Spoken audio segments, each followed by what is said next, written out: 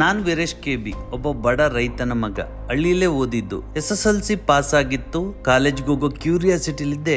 ನಮ್ಮ ಅಪ್ಪ ಹೇಳಿದ್ರು ನನ್ನ ಹತ್ರ ದುಡ್ಡಿಲ್ಲ, ಮುಂದೆ ಓದ್ಸೋದಿಕ್ಕಾಗುದಿಲ್ಲ. ಅಮ್ಮ ಹೇಳಿದ್ರು ನೀನು ಓದ್ಬೇಕಂದ್ರೆ ನೀನ್ ಸಂಪಾದನೆ ಮಾಡು.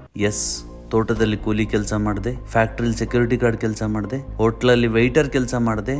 ಸಂಪಾದನೆ ಮಾಡಬೇಕು, ಯಾಕೆಂದ್ರೆ ಓದಿದ್ರೆ ಮಾತ್ರ ಒಂದು ಒಳ್ಳೆ ಜೀವನ ಮಾಡಕ್ ಸಾಧ್ಯ. ಓದೋದಕ್ಕೋಸ್ಕರ ನಾನು ಸಂಪಾದನೆ ಮಾಡೋದಕ್ಕೆ ಶುರು ಮಾಡಿದೆ. ಆ ಸಮಯದಲ್ಲಿ ನನ್ನ ಸ್ನೇಹಿತರು ಡೈರೆಕ್ಟ್ ಸೆಲ್ಲಿಂಗ್ ಅವಕಾಶನ ತೋರಿಸಿದ್ರು. ಅರ್ಥ ಆಗಿದ್ದಿಷ್ಟೇ, ಟ್ರೈನಿಂಗ್ ಮೀಟಿಂಗ್ ಅಟೆಂಡ್ ಆಗಬೇಕು, ಪ್ರಾಡಕ್ಟ್ಸ್ಗಳನ್ನ ಯೂಸ್ ಮಾಡಬೇಕು, ಬೇರೆಯವ್ರಿಗೆ ರೆಕಮೆಂಡ್ ಮಾಡಬೇಕು. 17 ಸಾರಿ ಫಾರಿನ್ ಟ್ರಿಪ್ಪಿಗೆ ಕ್ವಾಲಿಫೈಡ್ ಆಗಿದ್ದೀನಿ.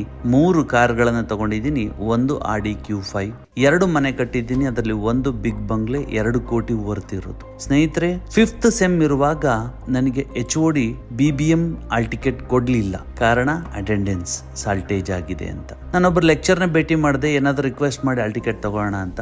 ಅವಾಗ ಕಾಲೇಜಿನ ರೂಲ್ಸ್ ಆಗಿತ್ತು, ಅವ್ರು ಕೊಡ್ಲಿಲ್ಲ. ಆದ್ರೆ ಒಂದು ಮಾತು ಹೇಳಿದ್ರು, ಅದು ನನ್ನ ಜೀವನನ ಬದಲಾಯಿಸ್ತು.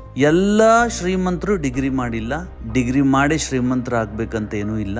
ನೀನಿರೋ ಅವಕಾಶದಲ್ಲಿ ಆಳ್ವಾಗಿ ಇಳಿ, ಅರ್ಥ ಮಾಡ್ಕೊ, ನೀನು ಅಲ್ಲೇ ಮುತ್ತು ರತ್ನ ವಜ್ರ ವೈಡೂರಿಗಳನ್ನು ಹುಡುಕಬಹುದು ಅಂತ ಹೇಳಿದ್ರು.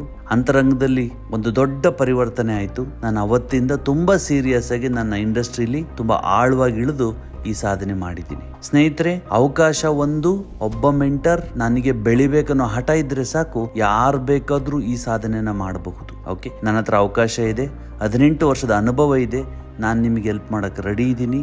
ಸೊ ನಿಮ್ಮ ಹೃದಯದಲ್ಲಿರುವಂತ ವಿಭಜನೆ ಅನ್ನೋದನ್ನ ಗುರುತಿಸಿ ಸಹಬಾಳ್ವೆ ಬದುಕಬೇಕು, ಶ್ರೀಮಂತಿಕೆನ ಗಳಿಸ್ಬೇಕು, ಬೇರೆಯವ್ರಿಗೆ ಹೆಲ್ಪ್ ಮಾಡಬೇಕು, ಸೋಷಿಯಲ್ ಸರ್ವ್ ಮಾಡ್ಬೇಕಂತಿದ್ರೆ heartly welcome to my community. So Vistara community up. Yes, ನಾನು founder of Vistara community. So ನಿಮ್ಮ ಒಂದು ಯಶಸ್ಸಿಗೆ, ನಿಮ್ಮ ಒಂದು ಸಕ್ಸಸ್ಸಿಗೆ ನಾನು ಸಹಾಯ ಮಾಡ್ತೀನಿ. All the very best. Welcome to my community. Thank you.